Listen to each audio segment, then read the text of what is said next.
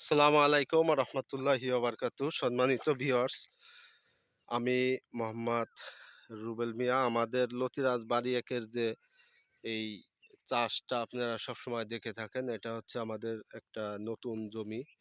এই জমিতে আমরা এখানে প্রায় ৩ বিঘার মতো জমি আপনার লতিরাজ বাড়ি একের একটা প্রজেক্ট আপনাদেরকে দেখাইতেছি। তো এখানে গাছের গ্রোথ এবং গাছের পরিচর্যা নিয়ে আপনাদের সাথে কিছু কথা বলতেছি। তো এখানে আপনারা আমাদেরকে অনেকেই অনেক ধরনের প্রশ্ন করতেছেন যে ভাই, গাছ লাল হয়ে যায়, গাছে গুট হয়ে চারা হয়ে যায়, বিভিন্ন ধরনের সমস্যা। তো এই সমস্যার সমাধানের জন্য আপনাদেরকে একটা পরামর্শ দিতেছি। যাদের পাতায় সমস্যা আছে, গাছের পাতায় সমস্যা আছে, তারা আপনারা ৳২ একটা শ্যাম্পু দিয়ে রেডিমিল গোল্ড স্প্রে করে দিবেন।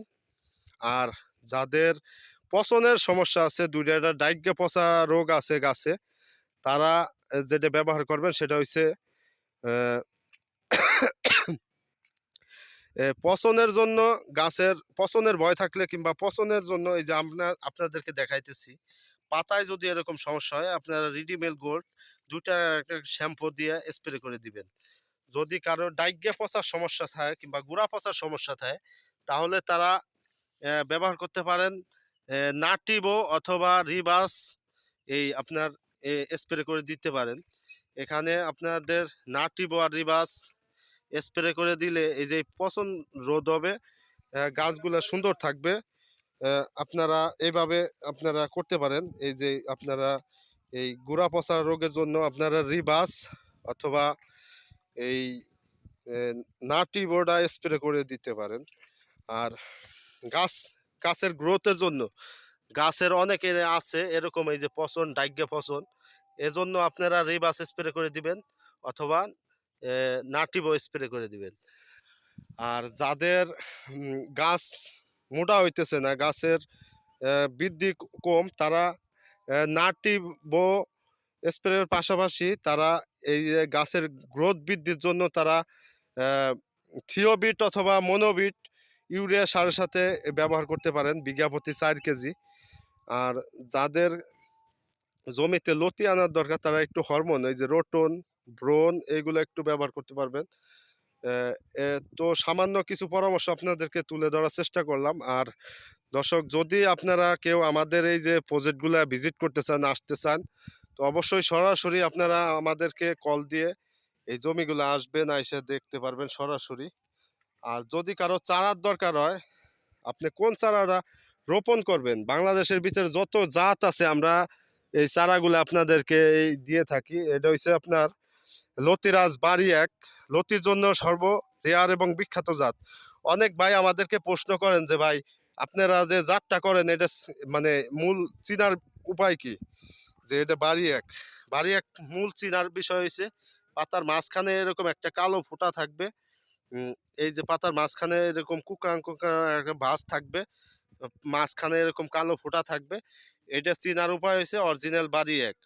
আর যারা নাটোর এবং যশোরের যে জাত, ওইটা হচ্ছে বাড়ি পানি কচু ২ নামে পরিচিত, কিন্তু তারা বলে বাড়ি এক।